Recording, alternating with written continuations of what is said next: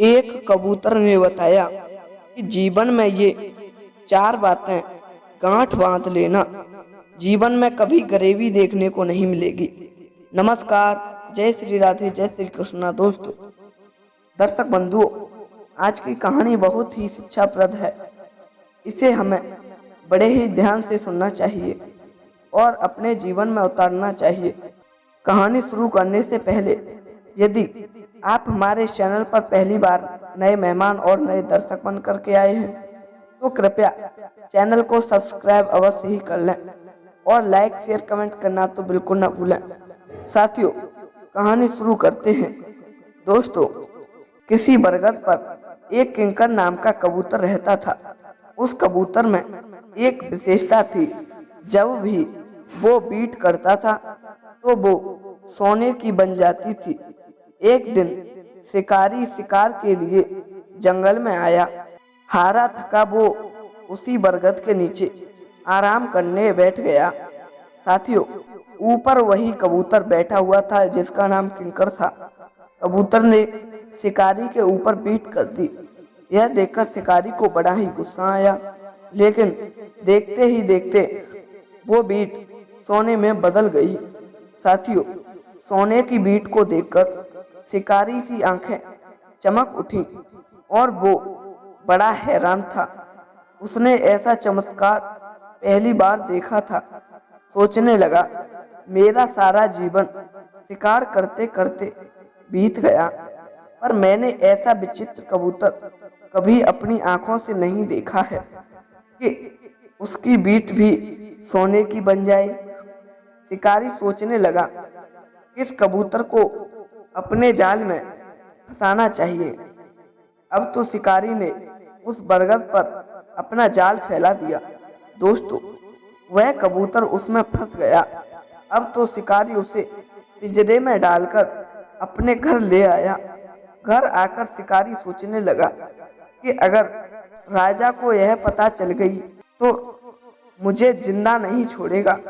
राजा कहेगा कि यह कबूतर मैंने उसके पास क्यों नहीं पहुंचाया। अब तो डर के मारे शिकारी ने वह कबूतर राजा को भेंट कर दिया और उस कबूतर की विशेषता के बारे में उसने राजा को बता भी दिया कि यह कबूतर सोने की बीट करता है। साथियों, यह सुनकर राजा भी बड़ा प्रसन्न हुआ। उसने भी आज एक अद्भुत कबूतर देखा था, इसीलिए बड़ा खुश था। राजा ने शिकारी को कुछ धन देकर विदा कर दिया। प्रिय दोस्तों, और उसने अपने राज कर्मचारियों को आदेश देकर कबूतर के रहने और खाने पीने की सारी व्यवस्था करवा दी। नौकर कबूतर की सेवा में लग गए। राजा ने कह दिया कि इस कबूतर के खाने पीने से लेकर आराम का पूरा ध्यान रखा जाए। उधर मंत्री ने देखा कि एक मामूली कबूतर के लिए राजा ने खास नौकर चाकर लगा रखे हैं और अंधुंध पैसा खर्च कर रहे हैं। सच कहा है किसी ने, राजा अगर किसी पर मेहरबान हो जाए तो पूरी कायनात उस पर मेहरबान हो जाती है। वो उसकी जिंदगी बदल सकता है। मंत्री को राजा की यह बात पसंद नहीं आई। मंत्री ने राजा से कहा, महाराज, अगर बुरा ना मानो तो एक बात कहूं। राजा बोले, कहिए। तब मंत्री कहता है, महाराज, आपको कैसे पता कि ये कबूतर सोने की बीट करता है? यह क्या आपने उसे सोने की बीट करते हुए देखा है? हे महाराज, ना तो ऐसा कभी हुआ है और ना आगे हो सकता है कि एक पक्षी सोने की बीट करने लगे। मुझे लगता है आप खाम-खां शिकारी की बातों में आ गए। ऐसे हर किसी पर विश्वास कर लेना ठीक नहीं है।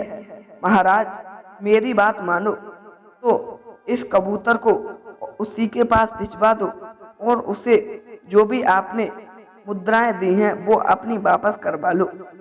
राजा ने सोचा, मंत्री भी अपनी जगह पर ठीक कहता है। भला कबूतर सोने की बीट क्यों करने लगा? मैं भी शिकारी की बेकार की बातों में आकर मूर्ख बन गया। अब तो राजा को ऐसी सनक चढ़ी कि उसने अपने नौकरों से कहकर वह कबूतर छुड़वा दिया। दोस्तों, जब कबूतर छोड़ दिया गया और छूटकर वह राजा के मुख्य द्वार के ऊपर जा बैठा और वहीं से उसने तुरंत सोने की बीट कर दी। यह देखकर राजा और समस्त राज कर्मचारियों हक्के बक्के रह गए। कबूतर कहने लगा, अरे मूर्ख राजा, मुझे तेरे ऊपर हंसी आती है। पहला तो मूर्ख मैं था जो मैं शिकारी के जाल में फंस गया। दूसरा मूर्ख वो शिकारी था जिसने मुझे राजा को सौंप दिया। और दो सबसे बड़े मूर्ख यह राजा और मंत्री हैं जिन्होंने घर आए सोने को ठुकरा दिया। कहते हैं ये चार लोग हमेशा सर पीट पीट कर पछताते हैं। नंबर 1, जल्दबाज। मनुष्य का उतावलापन उसे पछताने के लिए मजबूर कर देता है। जो व्यक्ति हर कार्य का लाभ शीघ्र पाना चाहता है, उसका काम और लाभ दोनों ही नष्ट हो जाते हैं। कुछ काम अपना लाभ देरी से ही देते हैं। ज्यादा उतावलेपन में रहने से व्यक्ति जल्दबाजी में अपने लाभ तक पहुंच खो देता है और वह परिणाम आने तक इंतजार नहीं करता। इसीलिए वह लाभ तक नहीं पहुंच पाता। फिर बाद में जब वह परिणाम आता है तो उसे देखकर सर पीट पीट कर पछताता है। मनुष्य की इस पागलपन और उतावलापन संपत्ति को उसी तरह नष्ट कर देता है जैसे रूप को बुढ़ापा। जो पेड़ के कच्चे फलों को तोड़ता है वो उन फलों से रस तो पाता ही नहीं, उल्टा उस वृक्ष के बीज को भी नष्ट कर देता है। और जो समय पर पके हुए फल ग्रहण करता है उसे फल का रस भी मिलता है और उसके बीज से पुनः फल भी होता है। जैसे गाय गंध से देखती है, ब्राह्मण लोग वेदों से देखते हैं, राजा जासूसों से देखता है, साधारण लोग आँखों से देखते हैं और बुझी धैर्यवान मनुष्य अपनी बुद्धि और विवेक से देखते हैं। जो मनुष्य यह चार बातें याद रखता है उसके घर में कभी धन की कमी नहीं होती है। वह हमेशा धनवान ही बना रहता है। धन के विषय में कहा गया है कि लक्ष्मी जी की हमेशा शुभ कर्मों से ही उत्पत्ति होती है, प्रतिभा से बढ़ती है और चतुर से आपके यहाँ जड़ जमा लेती है और समय से सुरक्षित रहती है। जैसे हंस सके सरोवर के आसपास ही मंडराकर रह जाते हैं, सरोवर के अंदर प्रवेश नहीं करते हैं, उसी तरह चंचल मन वाली अज्ञानी इंद्रियां के गुलाम, दौड़ लगाने वाले और आलसी लोग धन की प्राप्ति कभी नहीं कर पाते हैं। मित्रों, इतना कहकर वह कबूतर वहां से उड़ गया। जब राजा ने यह बात देखी तो वह अपना सर पीट पीट कर पछताने लगा। मगर अब क्या हो सकता था? सांप के निकल जाने के बाद लकी पीटने से क्या फायदा। दोस्तों, उम्मीद करता हूँ कि यह कहानी यदि आपको पसंद आई होगी।